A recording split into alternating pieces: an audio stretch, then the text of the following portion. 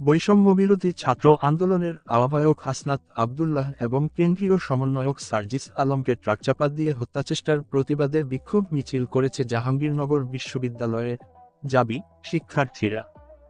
বুধবার ২৭শে নভেম্বর রাত 11:15টার দিকে বিশ্ববিদ্যালয়ের বটতলায় শিক্ষার্থীরা জমায়েত হয়ে বিক্ষোভ মিছিল শুরু করেন। মিছিলটি কয়েকটি সড়ক প্রদক্ষিণ শেষে কেন্দ্রীয় শহীদ মিনারের সংক্ষিপ্ত সমাবেশের মাধ্যমে শেষ হয়।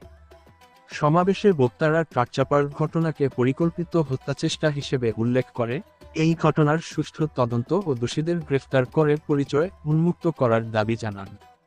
বৈষম্যবিরোধী ছাত্র আন্দোলনের সমন্বয়ক তৌহিদ সিয়াম বলেন, ইসকনের অনুসারীরা দেশকে অস্থিতিশীল করার পায়তারা করছে। সার্জিস হাসনাতের ওপর ট্রাকচাপার ঘটনা কোনো দুর্ঘটনা নয়, এটি পরিকল্পিত হত্যাচেষ্টা। তিনি আরও বলেন, গণঅভ্যুত্থানের নায়কদের ওপর যে কোনো আক্রমণ হলে দেশের ছাত্রসমাজ আর চুপ থাকবে না। যারা 2024 সালের গণঅভ্যুত্থানকে দমন করতে চায়, তারা যেই হোক না কেন, আমরা তাদের প্রতিহত করব। আগামী 24 ঘন্টার মধ্যে দোষীদের গ্রেফতার করে তাদের পরিচয় জাতির কাছে প্রকাশ করতে হবে।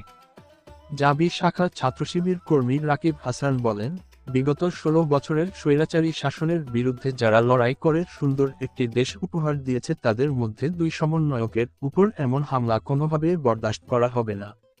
বাংলাদেশ আর কোনো ফ্যাসিস্ট গোষ্ঠী ও শাসকের পুনরুত্থান হতে দেওয়া যাবে না। প্রসঙ্গত, বুধবার সন্ধ্যা 7:30টার দিকে চট্টগ্রাম-কক্সবাজার মহাসড়কের চুনতি ইউনিয়নের হাজী রাস্তার মোড়ে বৈষম্যবিরোধী ছাত্র আন্দোলনের আহ্বায়ক হাসনাত আবদুল্লাহ কেন্দ্রীয় সমন্বয়ক সার্জিস আলমের গাড়িবহরে ট্রাকচাপা দিয়ে হত্যার চেষ্টা চালানো হয়।